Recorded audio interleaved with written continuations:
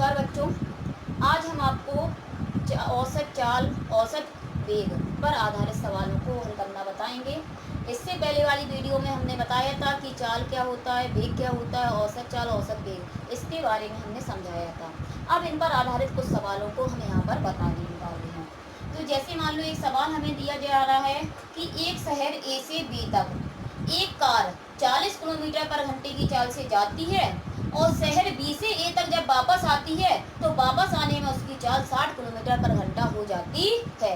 तब कार की औसत चाल कितनी होगी और कार का औसत वेग कितना होगा। तो देखो यहाँ पर जो सवाल है उसमें हमें क्या क्या दिया जा रहा है कि कार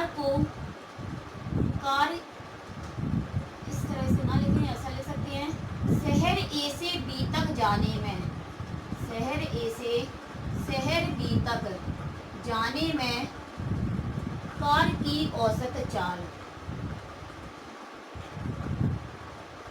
40 किलोमीटर पर घंटा है, जबकि वही कार शहर बी से जब शहर ए पर वापस आती है, शहर बी से शहर ए तक वापस आने में कार की औसत चाल चाल तक वापस आने में कार की चाल 60 किलोमीटर पर घंटा हो जाती है। तब कह रहे हैं उस कार की औसत चाल और उस कार का औसत वेग ज्ञात कीजिए। यहाँ पर हमें कार की औसत चाल निकालना है और कार का औसत वेग निकालना है। तो यहाँ पर हम देखेंगे कि कार जब शहर ए से बी तक जाती है तो उसकी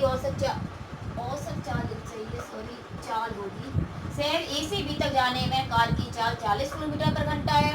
जब कार शहर बी से ए तक वापस आती है तो उसकी चाल 60 किलोमीटर पर घंटा हो जाती है। तो पूछ रहे हैं कार की औसत चाल कितनी होगी और औसत वेग कितना होगा। तो दोनों के लिए हमने फॉर्मूला पढ़ा है। औसत चाल बराबर होता है कुल दूरी बटे कुल समय, जबकि औसत वेग बराबर होता है कुल विस्थापन बटे कुल समय अंतराल। तो सबसे पहले तो हमें ये देखना पड़ेगा कि कार जब गति कर रही है तो गति करने पर उसने कितनी दूरी तय की है और उस गति करने को मतलब जो समय है वो कितना लग रहा है। तो यहाँ पर हमें शहर ए से शहर बी की दूरी तो दे नहीं रहे, तो यहाँ मान लेंगे, माना शहर ए से शहर बी की दूरी x किलोमीटर है, शहर ए से शहर बी की दूरी x किलोमीटर है। तो जब कार शहर ए से बी तक जाएगी तो वह दूरी x किलोमीटर तय करेगी। तो यहाँ पर कार शहर ए से बी तक जाती है और वापस वह शहर बी से ए पर आ रही है। तो जब शहर ए से बी तक जाएगी तो x किलोमीटर दूरी तय करेगी और वापस फिर शहर बी से ए पर आएगी तो फिर से x किलोमीटर दूरी तय कर लेगी। तो इस तरह से कार द्वारा तय की गई कुल दूरी हो जाएगी, कार द्वारा तय की गई कुल दूरी 2x किलोमीटर। और कार द्वारा तय किया गया यदि विस्थापन देखा जाए, कार द्वारा तय किया गया विस्थापन, तो विस्थापन और दूरी इन सभी के बारे में हम अच्छे से समझा चुके हैं पिछले वाली वीडियो में। तो यहाँ पर यदि विस्थापन देखें तो हम देखेंगे कि कार शहर ए से चल रही है, तो इसलिए इसका प्रारंभिक बिंदु शहर ए है, शहर बी तक जाती है और उसके बाद फिर शहर ए पर वापस आ जाती है। तो आकर रुक भी शहर ए पर रही है, इसलिए अंतिम बिंदु भी शहर ए होगा। तो यहाँ पर प्रारंभिक और अंतिम दोनों ही बिंदु शहर ए है, इसलिए विस्थापन यहाँ पर हो जाएगा 0। तो कार द्वारा तय की गई कुल दूरी 2x किलोमीटर है, जबकि कार द्वारा तय किया गया विस्थापन 0 है। यहाँ पर हम मान के चलेंगे कि माना शहर ए से शहर बी तक जाने में कार को t1 समय लग रहा है, समय को t से लिखते हैं, जाने में समय t1 लग रहा है और वापस आने में कार को समय t2 लग रहा है। तब यदि हम औसत चाल निकालें तो यहाँ पर औसत चाल का फॉर्मूला लगा देंगे, होता है कुल दूरी बटे कुल समय। तो यहाँ पर यदि कुल दूरी देखें तो कार द्वारा तय की गई कुल दूरी 2x है और कुल समय अगर देखें तो जाने में है और वापस आने में समय t2 लग रहा है, तो t1 प्लस। अब लेकिन हमें समय t1 t2 के मान तो पता नहीं है, औसत चाल तो हमें निकालना ही है। तो हमने फॉर्मूला पढ़ा हुआ है चाल बराबर दूरी बटे समय।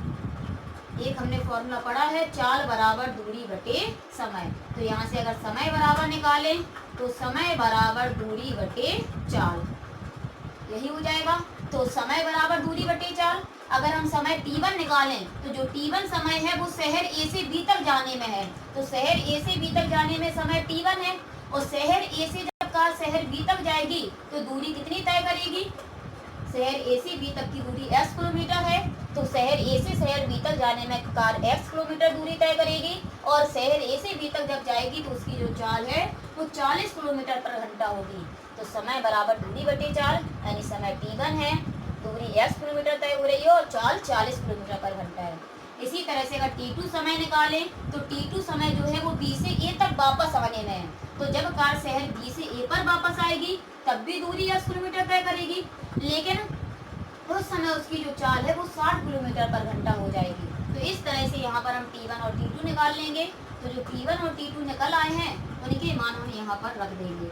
तो 2x, t1 का मान है x बटे 40 और t2 का मान है x बटे 60। तो यहाँ से अगर हम हल करें तो हल करने पर आएगा 2x, x कॉमन लेंगे, दोनों में x है, या कॉमन ना लेना हो तो ऐसा कर सकते हैं 40 और 60 का एलसीएम 120 आएगा, तो 40 दिया 120 और 60 दूनी 120 x। इसे और हल कर लें तो 2x upon 5x upon 120, x से x कट जाएगा, 120 ऊपर जाएगा तो 2 गुणा 120 बटे में 5, 5 दूनी 10, 5 चौको 20, 24 दूनी 48 किलोमीटर पर घंटा।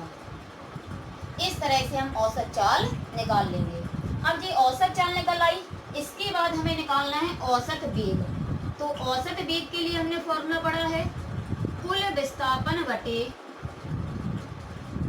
कुल समयांतराल, कुल समयांतराल। तो हम देखते हैं कि जब कार शहर A से शहर B तक जाती है और वापस B से A तक आती है तो जो विस्थापन है वो 0 रहता है और समय तो वही लगेगा, A से B तक जाने में t1, वापस आने में t2, लेकिन जब ऊपर 0 है तो भाग देने पर 0 ही हो जाएगा। तो यहाँ पर जो कार का औसत वेग है वो होगा 0, लेकिन जो औसत चाल है वो हो जाएगी 48 किलोमीटर पर घंटा। तो इस तरह से हम औसत चाल और औसत वेग पर आधारित सवाल को हल करते हैं। लेकिन इसी तरह से हम एक सवाल और बताएंगे औसत चाल और औसत वेग पर आधारित, तो उसके लिए देखेंगे कि वो किस तरह से लगाती हैं।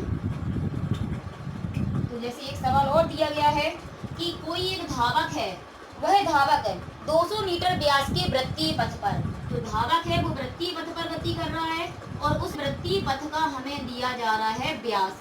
वृत्तीय पथ का व्यास है 200 मीटर। तो तुम लोग जानते होंगे सभी लोग कि जब हमें व्यास दिया जाए तो व्यास जो है वो मतलब व्यास अगर दिया जाए उससे अगर त्रिज्या निकालना है तो त्रिज्या व्यास की आधी होती है। तो जब व्यास 200 मीटर है तो त्रिज्या हो जाएगी 100 मीटर। उस वृत्तीय पथ का एक पूरा चक्कर 20 सेकंड में लगाता है। वृत्तीय पथ का एक पूरा चक्कर लगाने में लगा समय, वृत्तीय पथ का वह पूरा एक चक्कर लगाता है और पूरे एक चक्कर को लगाने में 20 सेकंड का समय लगता है। तब कह रहे हैं बताइए उस धावक की औसत चाल कितनी होगी और उस धावक का औसत वेग कितना होगा। धावक का हमें औसत चाल और औसत वेग निकालना है। तो यहाँ पर वृत्तीय पथ पर आधारित है, तो जब भी कोई कण वृत्तीय पथ पर गति करता है तो उसके लिए भी हमने दूरी और विस्थापन बताया था कैसे निकालते हैं। तो औसत चाल निकालें अगर हम, तो औसत चाल बराबर फॉर्मूला लगाएंगे कुल दूरी बटे कुल समय। तो यहाँ पर हम देखते हैं कि धावक जो वृत्तीय पथ पर चक्कर लगा रहा है उस वृत्तीय पथ का एक पूरा चक्कर लगा लेता है। तो हमें पता है कोई भी कण या कोई भी वस्तु या कोई भी व्यक्ति अगर वृत्तीय पथ का एक पूरा चक्कर लगाता है तो उस पूरे एक चक्कर को तय करने में दूरी तय करता है 2πr। इस तरह से पूरा एक चक्कर लगाएगा। मान लो यहाँ से चल रहा है, त्रिज्या इसकी r है, अगर इस तरह से वह चलेगा तो पूरा एक चक्कर लगाने में यहीं पर वापस आ जाएगा। इस तरह से वह पूरी वृत्तीय परिधि को तय कर लेगा और वृत्तीय परिधि होती है 2πr। इसे पूरा तय करने में समय लग रहा है उसे 20 सेकंड। 2π का मान अगर रख दें तो 3.14 या 22/7 कुछ भी रख सकते हैं हम। r की वैल्यू 100 है, अपॉन में 20, 2 से काट देंगे 10। इन दोनों का अगर दशमलव हटाएंगे तो दशमलव हटाने पर 2 जीरो बढ़ जाएंगी, पूरे दशमलव के बाद 2 अंक कट जाएगा, यानी आ जाएगा 314/10। 10 का मतलब एक अंक बाद दशमलव, यानी 31.4 मीटर पर सेकंड। तो इस तरह से हमने औसत चाल निकाल ली। अब हमें निकालना है औसत वेग। तो औसत वेग बराबर फॉर्मूला होता है कुल विस्थापन बटे कुल समयांतराल। तो यहाँ पर हम देखेंगे कि विस्थापन जो है वो 0 होगा, क्योंकि कण वृत्तीय पथ का एक पूरा चक्कर लगा रहा है। एक पूरा चक्कर लगाने का मतलब है कि कण अगर इस बिंदु से चल रहा है तो चक्कर लगाने के बाद इसी बिंदु पर आ जाएगा। तो जब कण इसी बिंदु पर आ जाएगा तो उसका पूरा जो विस्थापन है वो 0 हो जाएगा। और समय को 20 सेकंड ही लग रहा है, भाग दे देंगे तो 0 ही आएगा। तो इस तरह से औसत वेग हो जाएगा 0। तो इस तरह से हम औसत चाल और औसत वेग पर आधारित सवालों को हल करते हैं। लेकिन इन्हें हल करने से पहले हमें दूरी और विस्थापन निकालना आना चाहिए। तो यदि आप लोगों को दूरी और विस्थापन निकालना नहीं आता है तो हमारी वीडियो को आप देख सकते हो। दूरी और विस्थापन पर की वीडियो मतलब उसकी डेफिनेशन, उसका पूरा मतलब डिटेल में दिया गया है और उसके सवाल भी दिए गए हैं। तो उन वीडियो को देखकर आप दूरी और विस्थापन को समझ सकते हो और उन पर आधारित सवाल भी हल कर सकते हो। तो यदि हमने दूरी और विस्थापन निकालना सीख लिया तो हम औसत चाल और औसत वेग को भी निकाल सकते हैं।